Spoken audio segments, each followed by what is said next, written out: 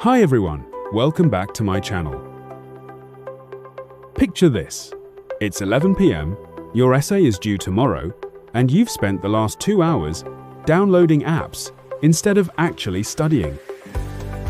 I've tested dozens of study tools, so you don't have to. And today, I'm giving you the 5 that are free, proven, and genuinely life-changing. No sponsored garbage, no fluff, just tools that work. First up, Notion. Think of it as your brain, but organized. Notes? Done. To-do lists? Done. Semester planner, assignment tracker, revision wiki? All in one place, and you build it exactly the way your mind works. Here's the move most students miss. If you have a university or school email address, you can unlock Notion's Plus plan for free. That means bigger file uploads, more collaboration features, and 30 days of version history, all at zero cost. So, how to use it? Create 1 page per subject, treat it like your personal textbook. Add a database to track every assignment and deadline. Use the calendar view to see your whole week at a glance. Next, Anki. And this one is genuinely backed by science. Anki uses spaced repetition. It shows you information at the exact moment you're about to forget it, which locks it into long-term memory way faster than rereading your notes ever could.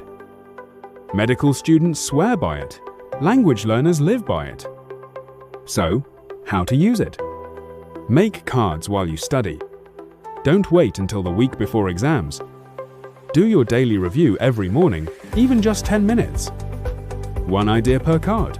Short and sharp wins. Raise your hand if you've ever spent 45 minutes manually formatting a bibliography. Yeah. Zotero exists to end that suffering. It's a free reference manager that saves your sources with 1 click. Websites, PDFs, journal articles, and automatically generates your bibliography in whatever citation style your professor demands. So, how to use it? Install the browser extension. 1 click saves any source. Organize sources into folders by subject or project. Use the Word or Google Docs plugin to drop citations in as you write. This one still feels like cheating, but it's completely legitimate. NotebookLM is Google's AI tool that turns your own documents into a personal tutor. Upload your lecture slides, notes, or readings, and it becomes a conversational assistant that only draws from what you give it. No hallucinations about things outside your course. No generic answers. Just your actual content made searchable and interactive.